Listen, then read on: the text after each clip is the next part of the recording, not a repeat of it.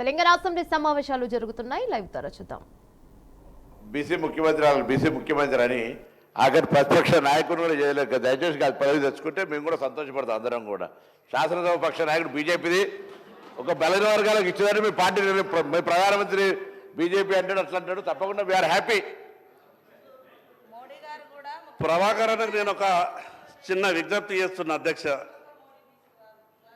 Bharatiya Janata party ఎంత గొప్పగా ఆలోచిస్తుంది అనంటే ఈ దేశంలో ఏ రాజకీయ పార్టీ అన్నా మామూలు వ్యక్తులకు ముఖ్యమంత్రులుగా ప్రధానమంత్రులుగా అవకాశం ఇచ్చినటువంటి దాఖలాలు లేవు.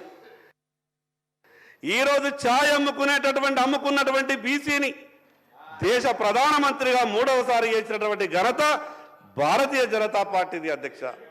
అధ్యక్ష నేనేమంటున్నానంటే దేశ రాజకీయాల గురించి ఈ అసెంబ్లీలో చర్చ పెట్టే కన్నా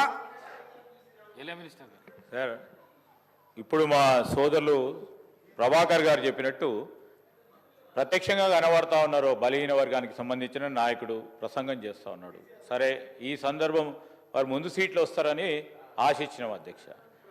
సరే, అంతపూర్వకం బీజేపీ రాష్ట్ర అధ్యక్షుడు ఒక బలహీన వర్గాలకు సంబంధించిన మరి బండి సంజయ్ గారు ఉండే. ఎవరు తీసింది అధ్యక్ష? కాంగ్రెస్ పార్టీ వచ్చి తీసింది అధ్యక్ష. ఈరోజు బలహీన వర్గాలకు సంబంధించిన కేంద్ర మంత్రిగా ఉండే బండారు దత్తాత్రేయ గారు ఏమైంది అధ్యక్ష? ప్రస్తావన చేస్తూ ఉన్న సందర్భంలో ఈరోజు కూడా కాంగ్రెస్ పార్టీ బలహీన వర్గాలకు సంబంధించి ఈరోజు అన్ని వర్గాలకు సంబంధించి న్యాయం చేయాలనే ఒక కాంక్షతో మా రాహుల్ గాంధీ గారు ఇచ్చిన ఆలోచనతో ఒక అడుగుకు ముందుకేస్తే దాన్ని ఎట్లా అడ్డుకోవాలని చేసే ప్రయత్నంలో ముందుకు సాగకుండా మంచి సలహా సూచనలు ఇచ్చి దాని ఆచరణలు పెట్టాలని ప్రయత్నం చేస్తూ ఉన్నాం మా పొన్నం ప్రభాకర్ గారిని. మరి వారు కూడా బలహీన వర్గాలకు సంబంధించిన నాయకుడే. వారేసే అడుగుల్లోనే మా అడ్డం వేస్తా అంటే ఎట్లా అధ్యక్ష? దయచేసి మా సోదరులను కోరుతా ఉన్నాం. ఆదిలాబాద్కు సంబంధించిన శాసనసభ్యులని చాలా బాగా మాట్లాడతారు అధ్యక్ష శాసనసభలో. మరి వారు ఇంకా ఎదగాలని ఆలోచన చేస్తాం. మేము ఒక బలహీన వర్గాల నాయకుడిగా ఇంకా ఎదగాలి, ఇంకా ముందుకు నడవాలి, ముందు మంచి ఆలోచనలు చేయాలి. ఆలోచన ప్రక్రియ మా అందరికి కూడా చెప్తారని మేము ఆశిస్తా ఉన్నాం అధ్యక్ష.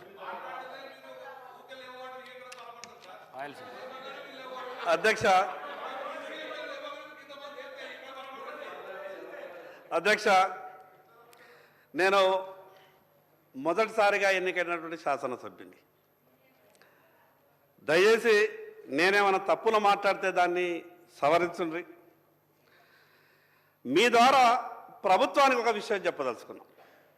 సరే, ఎన్నికల సమయంలో రాజకీయ ప్రసంగాలు, ఓటర్లను ఆకర్షించడానికి రకరకాల వ్యవహారాలు అవి సహజంగా జరుగుతున్నాయి.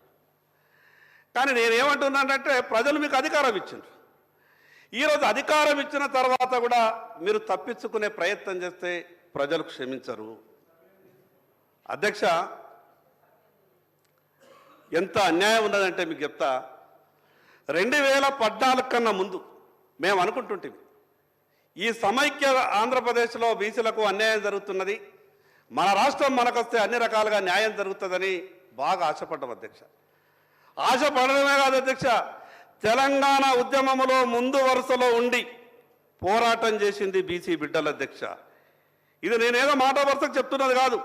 ఆత్మహత్యలు చేసుకున్నది బీసీ బిడ్డలు, తెలంగాణలో ముందుండి పోరాటం చేసింది బీసీ బిడ్డలు, ఉద్యోగాల్ని పణంగా పెట్టింది బీసీ బిడ్డలు. కానీ తెలంగాణ రాష్ట్రం వచ్చిన తర్వాత 2014లో ఇక అనుకున్నాం మా దశ తిరిగింది, మాకంతా కూడా బాగా జరుగుతాయని అనుకున్నాం. కానీ అధ్యక్ష, మిత్రులు వాళ్ళైనా వీళ్ళైనా మా పట్ల మేము ఏం పాపం చేసినామో ఏమో అధ్యక్ష మా బాధ. 2014లో ఈ తెలంగాణ రాష్ట్రం వచ్చిన తర్వాత ఎంబీసీ అనే కార్పొరేషన్ ఏర్పాటైంది అధ్యక్ష. Most backward class. ఇక మా సోదరులు వాళ్ళు కూడా అనుకోరు ఏంటంటే బీసీలలో ఇంకా మేము వెనకబడి ఉన్నాం కాబట్టి మన తెలంగాణ మనకు వచ్చింది ఎంబీసీ అనే కార్పొరేషన్